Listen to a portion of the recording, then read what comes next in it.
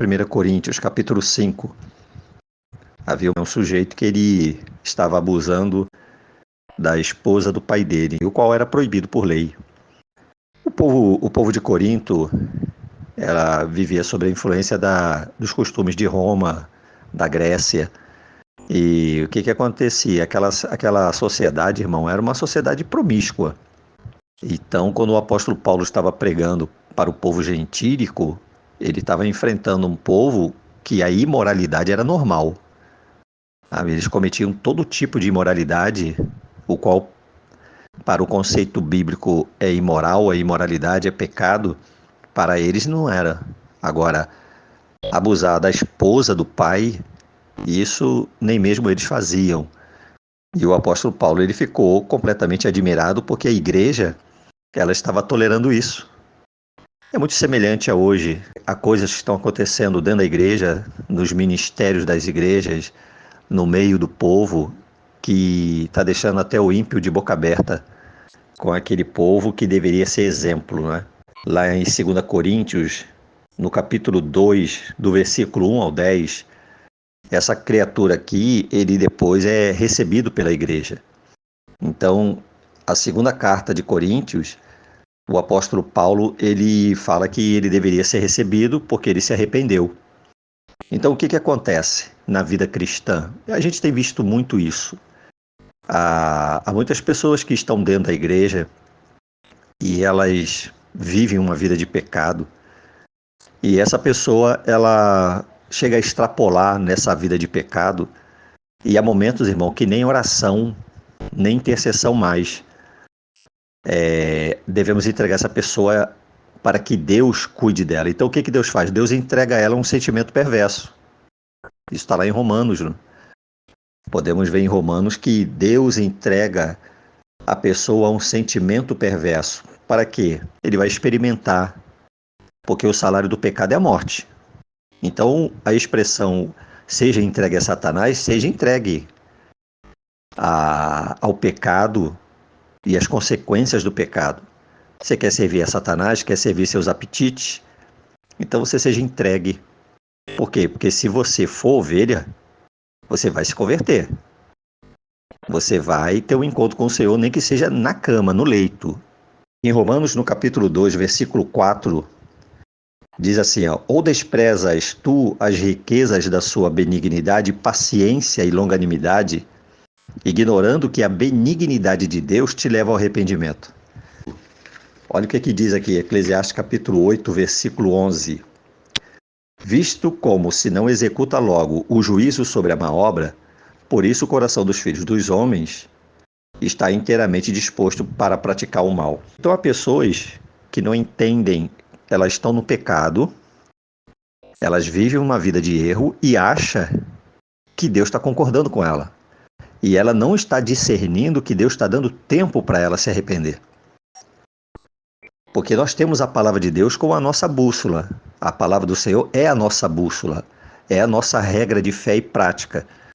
A pessoa está vivendo uma vida de pecado e ela observa que a palavra de Deus repreende e exorta a santidade e ela continua no pecado e diz, eu estou em pecado, mas minha vida está boa. Entre aspas, alguns dizem, Deus continua me usando. Né? Mas não está usando coisa nenhuma, mas ele está sendo enganado. E ele ignora que Deus está dando tempo a ele, como nós vimos em Romanos capítulo 2, versículo 4. Ele interpreta de uma forma errada essa longanimidade de Deus com ele. As pessoas, elas interpretam de forma errada essa paciência de Deus, que Deus está dando tempo. E isso pode ser conferido também em Apocalipse capítulo 2, versículo 21 ao 23. E dele tempo para que se arrependesse da sua prostituição e não se arrependeu. Eis que a porei numa cama, e sobre os que adulteram com ela virá grande tribulação, se não se arrependerem das suas obras. Dele tempo, a igreja, ela caminha assim, ela está no pecado, os pastores aí prevaricando, fazendo negociatas, cometendo iniquidades, e acha, não, está tudo bem, nada está acontecendo, o outro ali está com saúde, o outro ali está prosperando, a igreja continua inchando. Deus está dando tempo, porque ele não abre mão da palavra dele. no Salmo 138, versículo 2, diz que Deus exaltou a sua palavra acima do seu nome. Então Deus nunca vai abrir mão da sua palavra. Agora, Apocalipse capítulo 2, versículo 21 ao 23, Romanos 2, 4 e Eclesiastes 8, 11 nos mostram que Deus, ele é longânimo. Ele está dando tempo para que você e eu e qualquer um que vier se desviar dos seus caminhos, ele está dando tempo para que se arrependa. Pessoas fazem uma leitura errada, acham que é porque ele é muito santo. Não, está vendo o livramento que Deus me deu? Deu porque eu sou uma pessoa especial. Então a pessoa está com a mente tão deturpada do caráter de Deus, por ela não conhecer o caráter de Deus, ela faz uma interpretação errada da situação. Então ela tem que entender, eu estou errado, Deus está me dando tempo, e ainda agradecer a Deus pela sua longanimidade. Senhor, depois de ter cometido tantos erros, de ter desviado da tua presença, o Senhor está sendo longânimo comigo, me perdoa. É isso que Deus quer, que a pessoa ela se volte para Ele e ela se arrependa dos seus pecados. 2 Coríntios, capítulo 2, do versículo 1 ao 10, essa criatura, ela se arrependeu.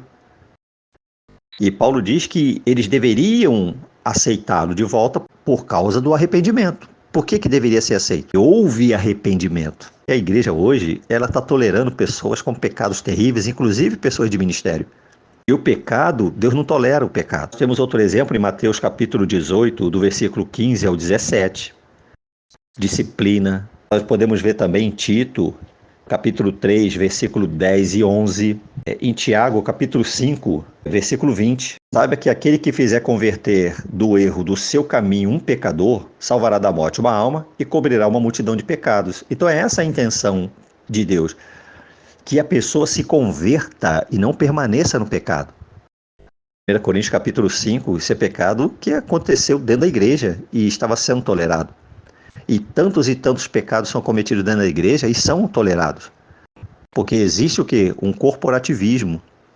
1 João, no capítulo 5, versículo 18, existe uma grande diferença para a pessoa que verdadeiramente teve um encontro com Jesus e aquela pessoa que frequenta a igreja. Aquela pessoa que simplesmente professa uma fé superficial, que era o caso dele. E por quê? Porque ele estava cometendo pecado, ele estava vivendo uma prática de pecado que nem mesmo entre os ímpios era aceito. Então, olha só a profundidade da pessoa que teve uma experiência real e genuína de novo nascimento. 1 João, capítulo 5, versículo 18, olha, diz aqui, olha, versículo 17, diz assim, toda iniquidade é pecado, e há pecado que não é para a morte. Sabemos que todo aquele que é nascido de Deus, todo, não é alguns não, sabemos que todo aquele que é nascido de Deus não peca. No grego quer dizer não vive na prática do pecado. Não tem o pecado como o hábito da sua vida. Mas o que de Deus é gerado, conserva-se a si mesmo e o maligno não lhe toca. Viu? O que acontece com ele? Conserva-se a si mesmo e o maligno não lhe toca. Essa palavra tocar aqui quer dizer tocar e fazer dano. Então, se essa pessoa estava sendo entregue a Satanás, entregue ao pecado, porque o salário do pecado é a morte, se ele estava sendo entregue, é porque ele nunca tinha tido uma experiência de novo nascimento. Por quê? Porque se ele tivesse tido uma experiência de novo nascimento, ele jamais viveria no pecado, não conseguiria. Por que ele não conseguiria? Porque ele era gerado de Deus e ele se conservaria a si mesmo na presença do Senhor. Veja só o que diz em 2ª Epístola de João 9. Olha o que diz assim. Todo aquele que prevarica e não persevera na doutrina de Cristo não tem Deus. Quem persevera na doutrina de Cristo, esse tem tanto ao Pai quanto ao Filho. Aquele que não vai perseverar, aquele que não persevera, porque ele não tem a Deus. Ele não teve uma experiência real genuína de novo nascimento. Agora eu vou voltar aqui, olha, para 1 João 5, olha o versículo 4. Todo que é nascido de Deus vence o mundo. E esta é a vitória que vence o mundo, a nossa fé. João, ele está ensinando para a igreja que há uma diferença. Olha, tem uma diferença. Tem aqueles que professam a fé Tem aqueles que frequentam, tem aqueles que chegam a pastor, a obreiro dentro da igreja, mas tem aqueles que são genuínos. Aqueles que tiveram uma experiência real e genuína de novo nascimento. Aquele que verdadeiramente ele é nascido de Deus, como diz no versículo 18 de 1 João 5:18, sabendo que todo aquele que é nascido de Deus não peca, quer dizer, não vive na prática do pecado, mas o que de Deus é gerado conserva-se a si mesmo e o maligno não lhe toca, não lhe causa dano. O maligno não toca nele. Mas o apóstolo Paulo não apanhava, ele apanhava das pessoas. O diabo usava aquelas pessoas para bater em Paulo, para machucá-lo, para se perseguir a igreja como nossos irmãos são perseguidos. Isso é diferente, perseguição aos cristãos. Mas Satanás tocar na pessoa, mas não tocou em Jó, mas Jó era selado com o Espírito Santo. O Velho Testamento, ninguém era selado com o Espírito Santo. Já no Novo Testamento, nós somos selados. O nascido de Deus, ele é selado com o Espírito Santo. O que é o selo do Espírito? Naquela época, quando o apóstolo Paulo escreveu isso, os judeus entendiam, os gentios entendiam, porque todo documento selado, quando uma autoridade romana ele selava um documento, ele estava dizendo, olha, esse documento aqui, ele não pode ser violado, e esse documento ele é autêntico. Quando o apóstolo Paulo ele usa o termo selados com o Espírito Santo, é que o Espírito Santo selou aquela pessoa, ela não pode ser violada e ela é autêntica. Todo mundo que está na igreja é selado? Não. Somente aquele que é nascido de Deus, não vive na prática do pecado e ele conserva-se a si mesmo e o maligno não lhe toca.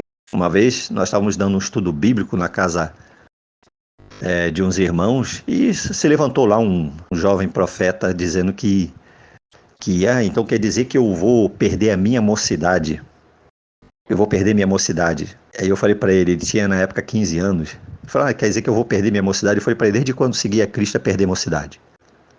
Deus me deu a graça de me converter com 13 para 14 anos e foi a melhor coisa que aconteceu na minha vida. Eu gostaria de ter entregue minha vida a Ele muito antes, muito mais cedo. E nunca imaginei que isso aí seria perder mocidade. Pelo contrário, é preservar a mocidade. Aí eu falei para ele, olha, você quer ir para o mundo? Vai para o mundo. Faz o que você quiser fazer. Só te digo uma coisa, falei para ele, se você for ovelha, Deus vai te torcer igual roupa. Você vai vir nem que seja numa cadeira de roda, mas Deus vai preparar você para te levar. Porque já vi casos assim. A pessoa resistiu. Quando chegou para Deus um bagaço, o que Deus fez? Recolheu ele. Entendeu? Deus deu prioridade à conversão dessa criatura, à salvação dela. Porque o corpo foi destruído. Foi entregue à situação. Romanos capítulo 1, versículo 24, 25 e 26. Olha, pelo que também Deus os entregou as concupiscências de seus corações à imundícia para desonrarem seus corpos entre si, pois mudaram a verdade de Deus em mentira. Não está acontecendo isso na igreja, não? Mudaram a verdade de Deus. Essa palavra verdade aqui, no grego, é a verdade absoluta. E a igreja, o que ela está fazendo? Ela está relativizando a verdade. Mudaram a verdade de Deus em mentira e honraram e serviram mais a criatura do que o Criador. Pessoas estão reverenciando mais os pastores, os profetas, os apóstolos, do que a Deus. Estão reverenciando mais a sua denominação, mais a organização, mais a sua convenção. Como uma vez uma criatura falou para mim, prefiro ser fiel aos costumes da minha igreja. Honraram mais a criatura do que o Criador. Quer dizer, a palavra de Deus, e todos dizem, a palavra de Deus é minha única regra de fé e prática. Será? Qual é a igreja que a Bíblia, e somente a Bíblia, é a sua única regra de fé e prática? Aonde que existe isso, pastor, presidente, em que o cargo é vitalício e ele passa de pai para filho? Aonde tem isso? Onde tem isso? Que o pastor tem a sede e essa sede ela tem 100, 200 congregações. Ela não libera as outras igrejas. Onde tem isso na Bíblia?